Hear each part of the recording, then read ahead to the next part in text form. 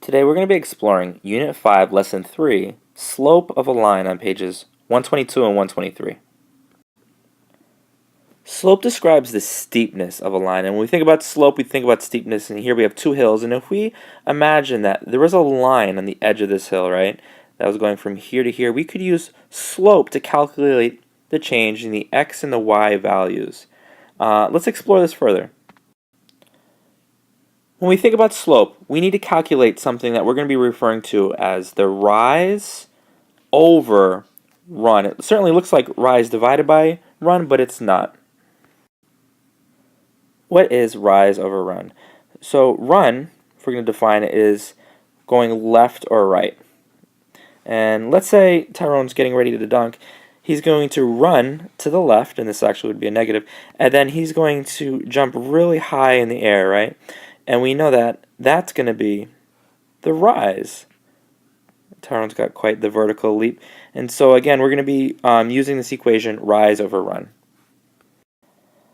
Let's calculate the slope of this mountain. The first thing that we're going to need to do is identify where this line sort of touches points or intersections on this grid. I'm looking at it and I can see right here it touches more or less the origin point, right, 0, 0, and I can see that it also touches right here. And so let's sort of calculate. So we got one dot and we got two dots. What I know is that we got to start at the origin, and let's count up 1, 2, 3, 4. So the rise is going to be what? 4. And rise over run, we're at 4. This is where we are. Now we need to count over to the second dot.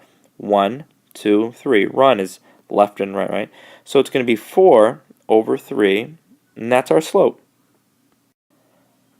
Let's determine what the slope or the steepness is of this hill. So the first thing that we're going to need to do is figure out sort of where it touches along this line, and I can see that it touches right about right there, and then right there, and again this is along the sort of intersection of these lines on the grid, right? And if we go up further, I can see it looks like it also touches right there, so we can put a dot right there. Now let's calculate the rise over run. So what I'm going to do is I'm going to look at these two lines and I'm going to count up 1. So the rise is going to be 1 divided by, or 1 over, and then let's count over. We're right there, right? 1, 2, 3. 1 over 3. Rise over run is 1 over 3. And let's take this a little bit further and see if it's consistent. So right here, let's count up 1, 1, 1, 2, 3. So we just found the slope of this mountain.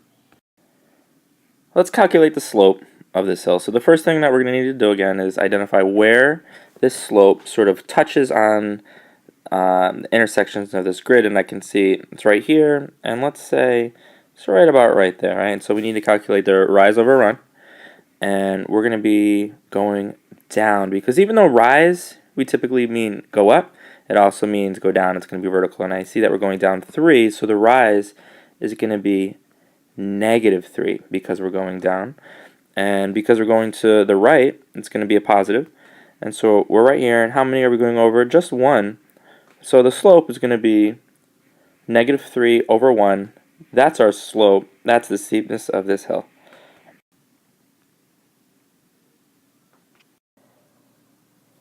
So today we're going to give you 2 points, and you need to graph them on this coordinate plane and then find the slope. So let's take a look.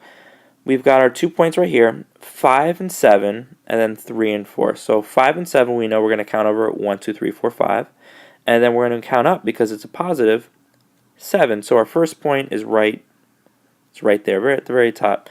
Our next one is 3 and 4, so we're going to count over 3, positive 3, and we're going to go up 4, and I can see that these are our 2 points. So now we need to find the slope, the rise over run. So let's zoom in a little bit, and let's count. It's going to count 1, 2, 3, so it's going to be 3 over what? Right there, 1, 2. So our rise is 1, 2, 3, and our run is 2, and 3 over 2 is our answer. That describes the slope.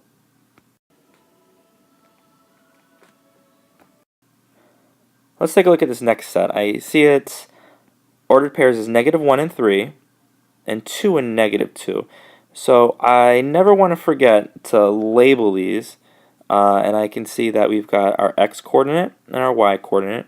Our x coordinate and our y coordinate. And the first one we're going to do is -1, so I'm going to jump over to the left, -1, and then I'm going to go up 3 because it's a +3. And one right there, so let's put a little dot right there. Our next one is 2 and -2, so this time we're going to be going to the right, 1, 2, and we're going to be going down 1, 2. So let's put a little dot right there. And so now this is a pretty significant rise over run. And let's figure out what it is. So first we're going to do the rise, and in this case it's going down. So we're going to do 1, 2, 3, 4, 5. And because we're going down, it's going to be a -5. And then because we're going to the right, I know it's going to be a positive. And right here, 1, 2, 3. So the slope is -5 over +3. And this is our answer.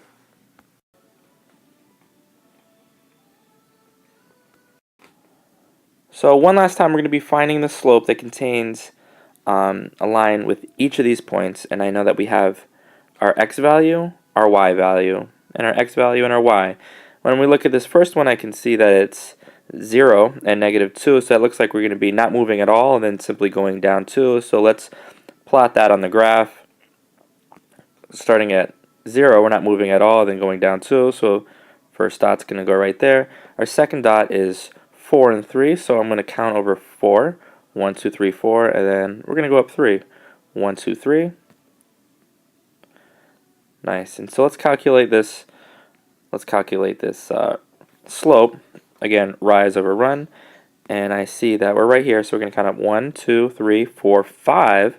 So because we're going up, it's going to be +5 over what?